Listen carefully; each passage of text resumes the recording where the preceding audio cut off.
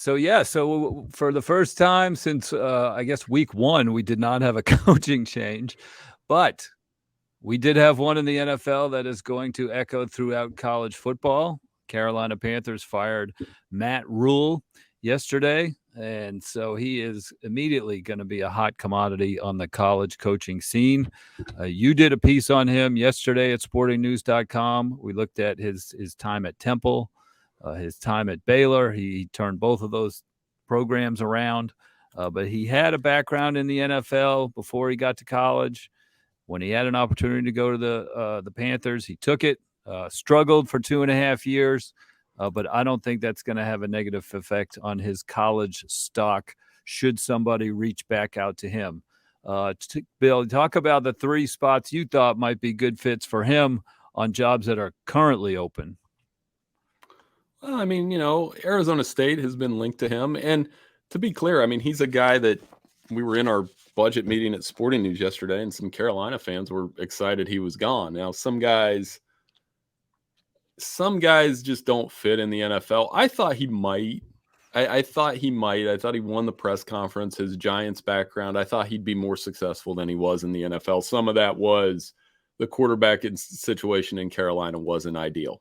I mean, let's be honest. That's how you keep a job in the NFL is you get attached to a pretty good quarterback.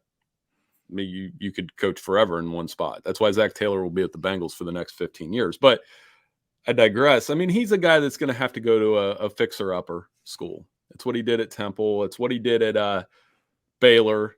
I think on the college scene, he's a little more worldly too. He appeals to Arizona State, who I mentioned first. I think they need to clean up with everything that happened with Herm Edwards, the NCAA, the bad quarterback play.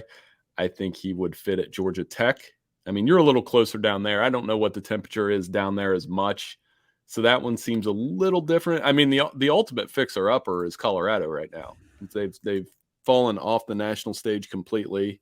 They're not the Colorado you and I grew up with, but they could be good. You could find talent in Colorado. So I think Arizona State and Colorado would make the most sense. But as most people have been pointing out to me on Twitter, why would you go to work if you get a $40 million buyout? And it's hard not to agree with that logic. He may take a year off and then reassess, and then we might see him resurface when some other job openings come up. I could see that. That's probably the most realistic scenario, honestly. Coach is coach. Coach is coach, and he loves to coach. There's no doubt. Interesting thing I read when he chose Baylor, when he chose to leave Temple after a couple of 10-win seasons, he had an opportunity to go to Oregon, and he was choosing between Oregon and Baylor, and he picked Baylor. Matt Fortuna had a story on him in The Athletic today, and it was interesting to read that he doesn't follow the path you might think he would follow. I think obviously the best jobs open right now are Wisconsin and Nebraska. That wouldn't be a slam dunk for him. Georgia Tech, you mentioned, they are finalizing an AD hire this week. And then obviously that AD will make the move. I don't know who it's going to be.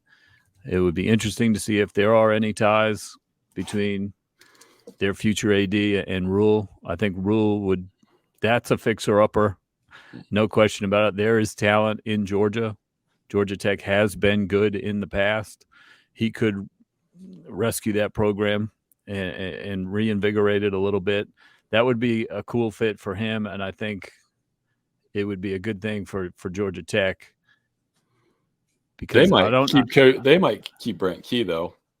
I mean, they might. He's won 2 games, right? Right. Like I'm wondering, Bill, like we do all these coaching lists, like Brent Key's one and Mickey Joseph's another one. Like, excuse me, they may stay. They may stick and stay. So this is wild.